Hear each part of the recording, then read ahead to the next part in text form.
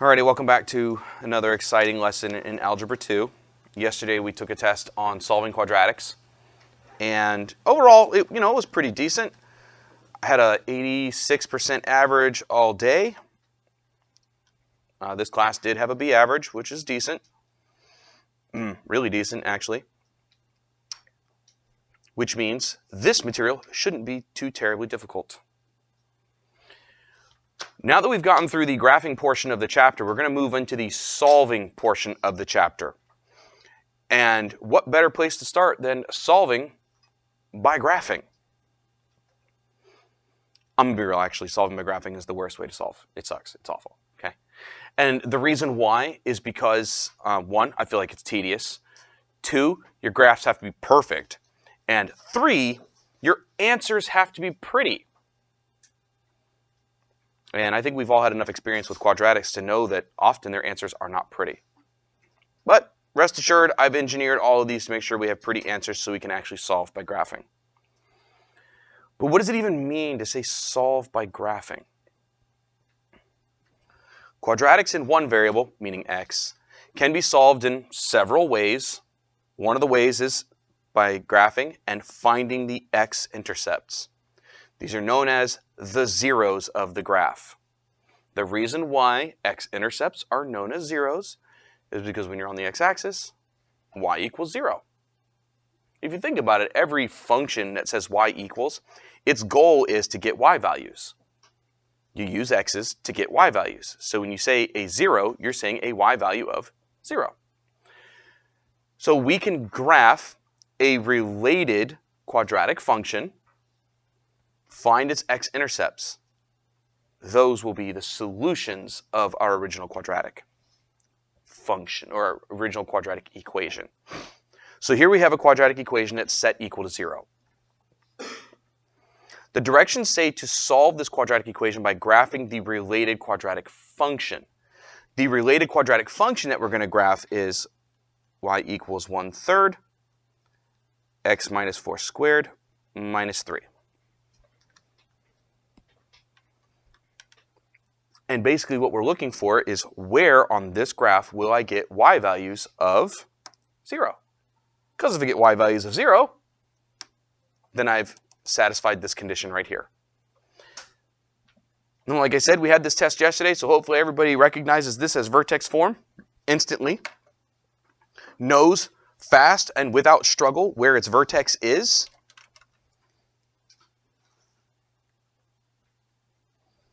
Four comma negative 3.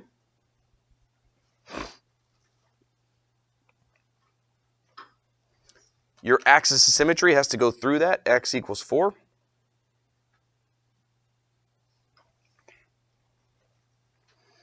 And we need more points.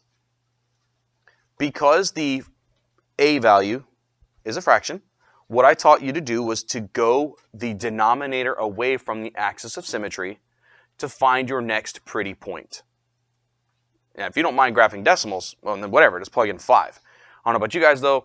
I don't want to have to graph decimals, especially since I'm trying to solve by graphing, which means I need very accurate graphs. So I don't want to have to deal with decimals here, okay?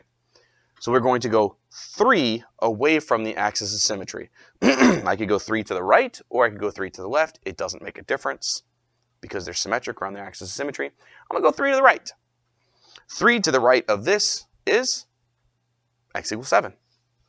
See? 1, 2, 3. X equals 7. So let's figure out what y equals when we use x equals 7.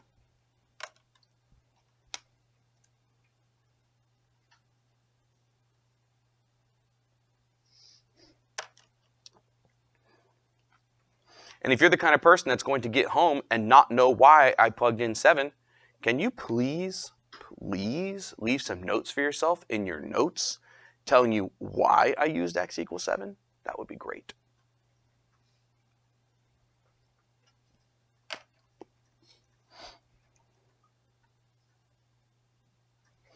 Order of operations says clean up the inside of the parentheses first. 7 minus 4 is 3. Boy, there's a lot of 3's on this paper. 3 squared is 9. 1/3 of 9 is 3, and By golly, we got the coordinate 7, 0. So there's a dot here. And since these things are symmetric, there's another dot 3 to the left, which is here. You've got your quadratic now. But more importantly, you solved this equation. Because we got y values of 0 at x equals 7 and its reflection, x equals 1.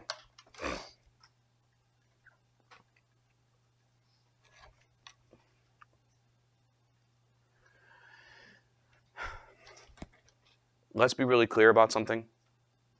It's coincidental that the solution was 3 away from the axis of symmetry.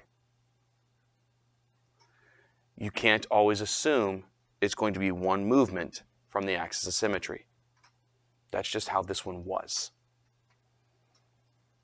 What I'm getting at here is you might have to plug in more than 1 value for x to get to this y value of 0.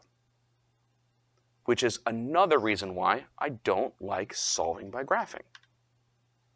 Jared, you had a question? Okay. If this thing had been shifted down further, then I probably would have had to plug in 2 different values for x.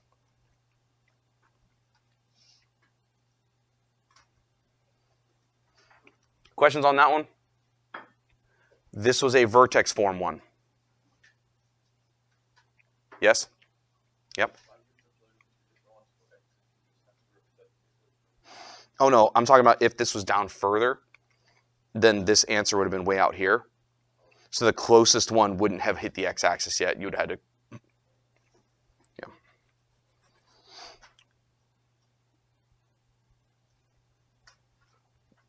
This one is not a vertex form. This one will be a standard form in a moment. What's the big difference between this one, other than vertex form and standard form, and this one?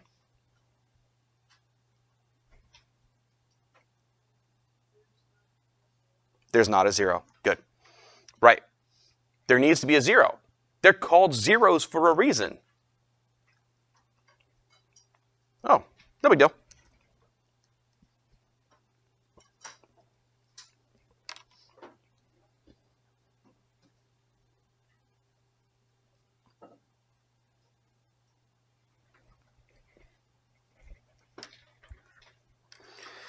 This is standard form. Standard form gives us one piece of free information. Yes? Unfortunately, axis of symmetry is not free for standard. Axis of symmetry is free for vertex. So what would be free then, without having to work for it? The y-intercept. It's right there. Because if you plug in x equals 0, you're going to get negative 28. Well, specifically if you were talking about this function. There. We have to actually write the related quadratic function. That's the related quadratic function. We're graphing that. You can't graph this in 2 dimensions. It only has 1 variable. Okay? But we're going to graph this in 2 dimensions and look for where its y values are 0, because that would be that. Anyway, we see that its x-intercept is negative 28 because if you plug in 0, you get 0 plus 0 minus 28. So we have minus 28. So we're way down there. Man. Cool beans. Time to find our axis of symmetry. For standard form, you have to use the equation x equals negative b over 2a. That's going to give me negative, my b value is 24, and 2 times my a value. Negative 24 over 8 is negative 3. So x equals negative 3 is my axis of symmetry.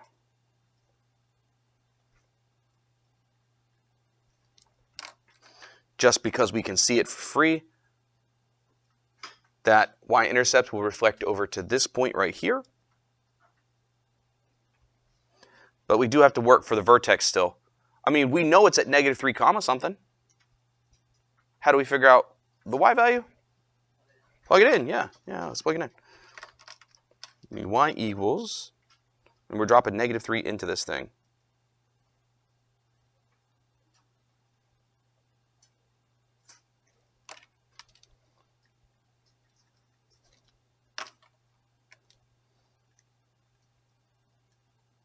Four times 9 minus 72 minus 28. That's 36 minus 100. -64. So my vertex is at -3 comma -64. It's way down here. If we were just graphing, I would just tell you connect those 3 dots and be done. But we're not. We're solving. We need to figure out where this thing crosses the x-axis, don't we? There's no way to do that other than literally guessing and checking. I don't like solving by graphing. Well, we know it's not going to happen between here and here. So what's the first x value you want to try?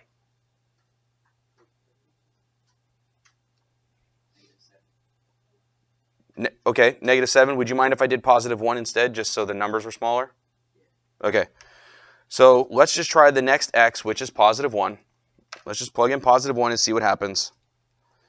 Y equals, and I know someone's going to ask, why did I plug in +1? Even though I've already told you we're guessing and checking. We're literally trying the next x after x equals 0.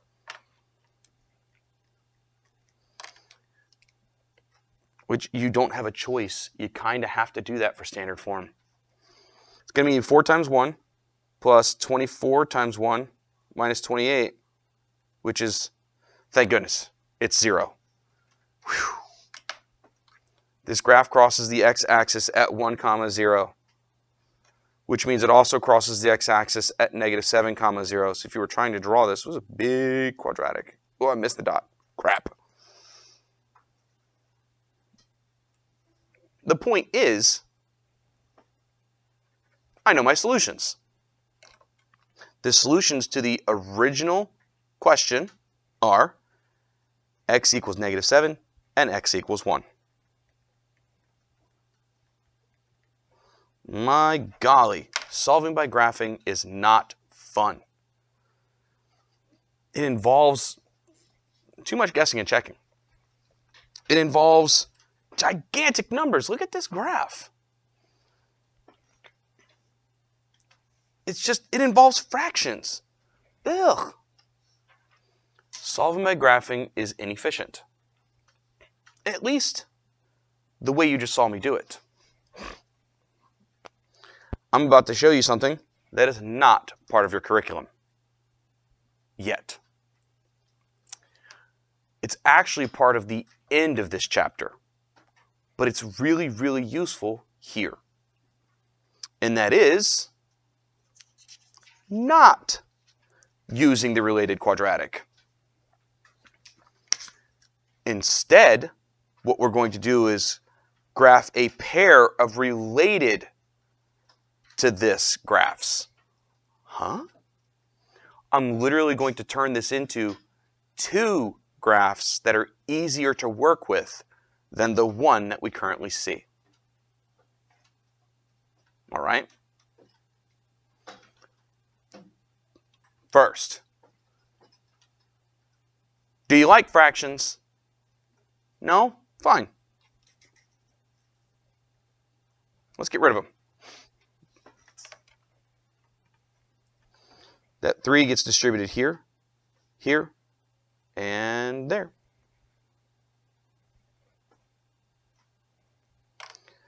Gives me 0 equals x minus 4 squared minus 9. It's already easier to graph. No fractions.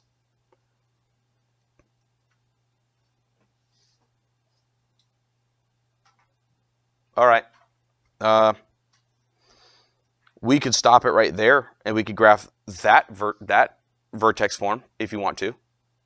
Or we could take it one step further, which probably doesn't make the question any easier, but it does highlight a skill set that I'm trying to teach you about right now. which would be very useful to you at the end of this chapter.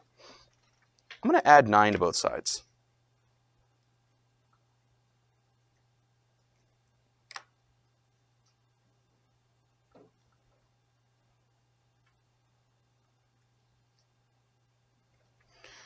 And I'm going to graph two things.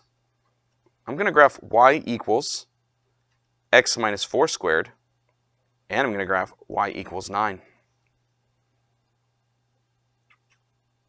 I called this two different equations.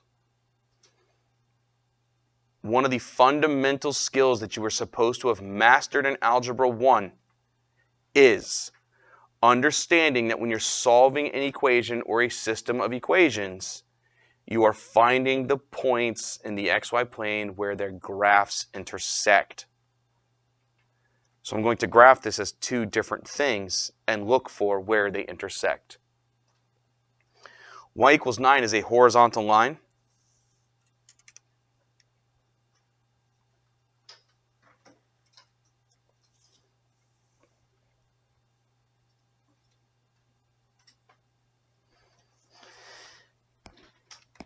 And this is a quadratic that is in vertex form. Where is its vertex? Somebody knows. Addison? 4, 0.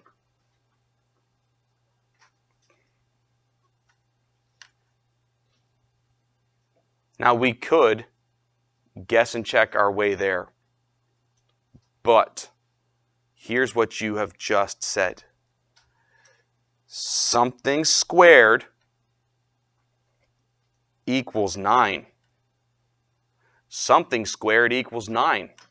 What squared equals 9? 3. Oh. So we've literally said that x minus 4 had better be 3.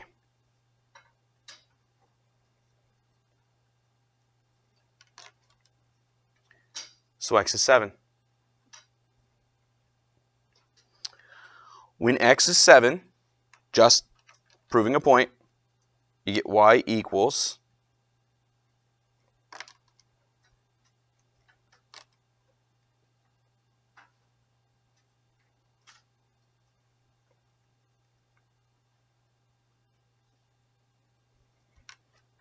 and you found the 9. So they're going to intersect each other at the coordinates 7, 9. And since quadratics are symmetric, 1, 9. Now obviously, they're the exact same answers as the front.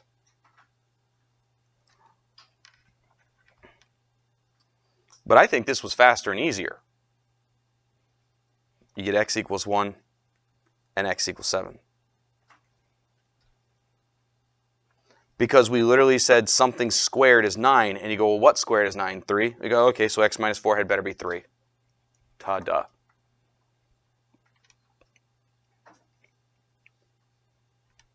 What do you think about that? Talk to me about it. Questions about it, concerns, what ifs, couldn't we haves, anything like that. Yep. Oh, the 1. Because the axis of symmetry is x equals 4. So since this one was 3 to the right, this one's 3 to the left. See, that's a good question.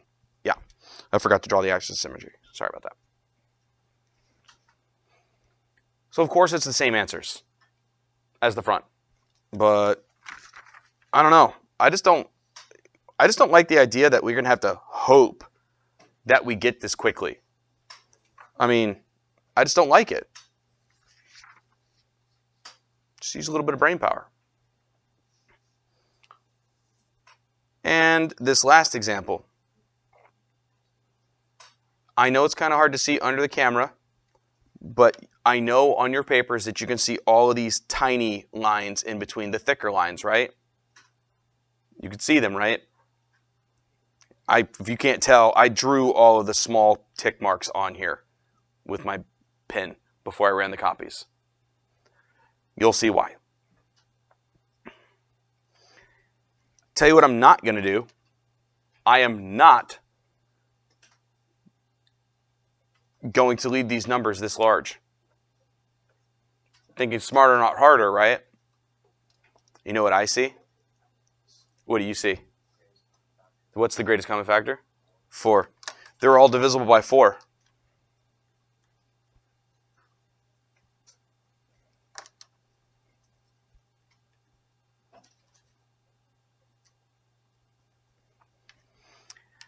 And believe it or not, I'm still not happy with it. And here's why. This is standard form, which means I'm going to have to know the equation for the axis of symmetry for standard form, then I have to plug it in to find its vertex. Blech. I don't want to do all that. But you do know how to graph straight lines. You know, y equals mx plus b, right?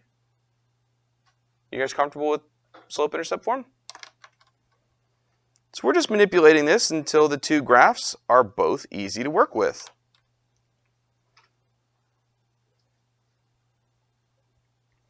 There we go. I'm happy about those two graphs. Y equals x squared. That one's really easy to graph. Whatever x is, you just square it to get y. And the other line is just slope-intercept form. Very, very simple. Let's start plotting perfect squares. How about that? This thing's vertex is 0, 0. It's going to be at 1, 1. 2, 4. See, I'm just squaring the x values. 3, 9. You see why I had to put the little tick marks? 4, 16. Okay, on the right side, I kind of ran out of space.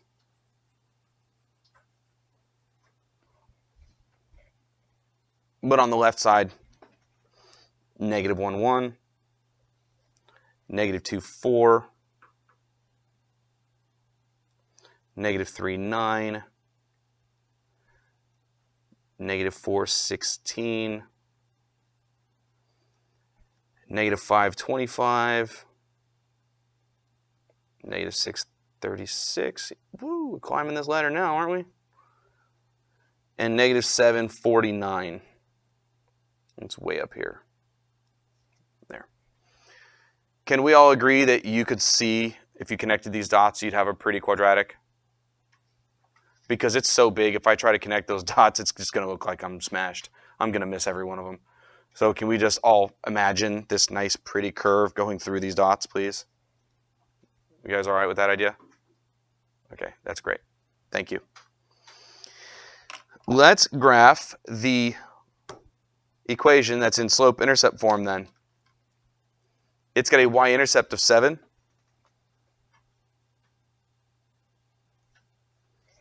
And a slope of down 6, right 1.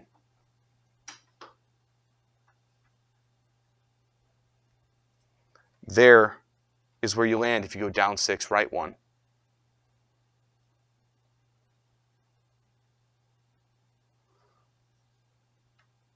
Just to prove a point, let me go up 6 to 13, left 1 to right there.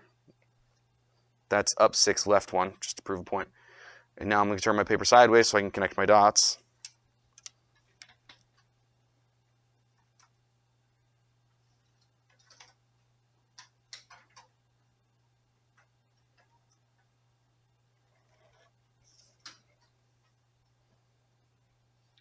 I'll be dog-nabbed. Look at this.